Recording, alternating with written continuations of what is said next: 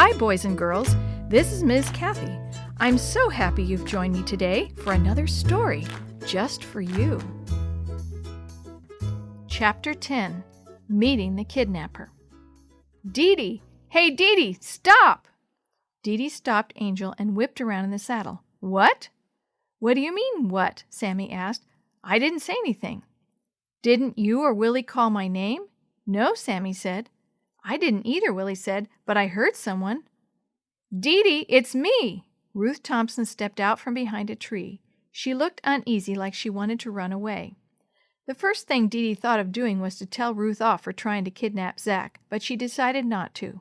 She decided she shouldn't be so quick to judge people anymore. Hi, Ruth. What are you doing here? Ruth shrugged. I guess I wanted to say that I'm sorry for trying to kidnap Zach. Will you forgive me? DeeDee didn't mean to take so long answering, but she wasn't sure at first if she wanted to forgive Ruth or not. Then she thought about how she had been accusing Eagle Feather when he wasn't even guilty. She knew she owed him an apology, too. Yes, I forgive you. Ruth smiled. It was the first time DeeDee had ever seen her smile. Thank you, DeeDee, Ruth said. Then she looked at Willie and Sammy and DeeDee. How come there are just 3 of you? And what took you so long? I've been waiting here for a couple of hours. A bear scared Shorty's horse, Sammy said. Then Shorty fell off and broke his leg, Willie added. And now we're trying to find our way back to the lodge to get help, DeeDee finished. Will you help us? Sure, Ruth said. Can I ride behind you on Angel? DeeDee took her foot out of the stirrup and held out her hand for Ruth.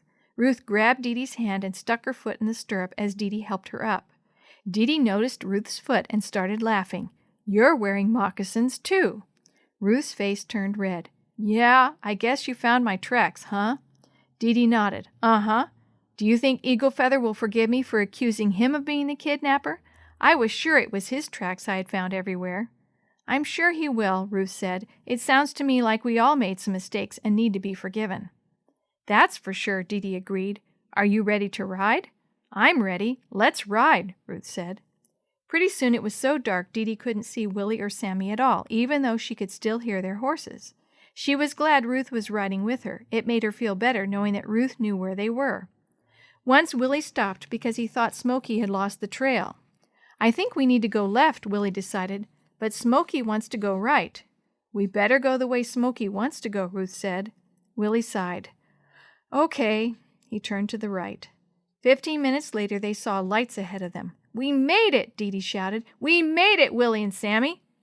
I'll go tell our parents what happened and that we're all safe, Willie said as he turned Smokey toward the cabins. Good idea, DeeDee said. We'll go get help for Shorty. DeeDee, Ruth, and Sammy rode down to the lodge. DeeDee let Ruth down. Then she and Sammy got down and followed Ruth inside. The first person to see them was a big man with a beard and a red flannel shirt. Hey, are you the kids everyone's so worried about? The ones who went on a ride with Shorty Wilson? DeeDee gulped. Yes, sir. Shorty's got a broken leg. He's in a cave by the trail that goes to the lake. Some of our friends stayed with him. The big man jumped to his feet. His voice boomed in the lodge. I need some volunteers. Sounds like Shorty could use some help tonight. Before leaving, he turned and smiled down at DeeDee. Don't worry, we'll take over from here. It was mighty brave of you kids to ride out of the mountains at night like that. DeeDee smiled. Thank you, sir. Thank you, Sammy said.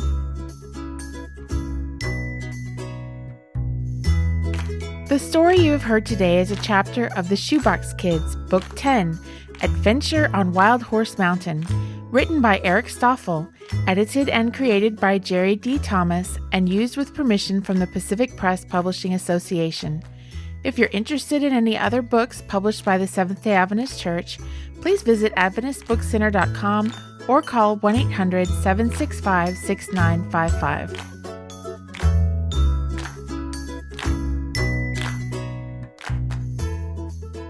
This podcast is a production of the Carolina Conference of the Seventh-day Adventist Church.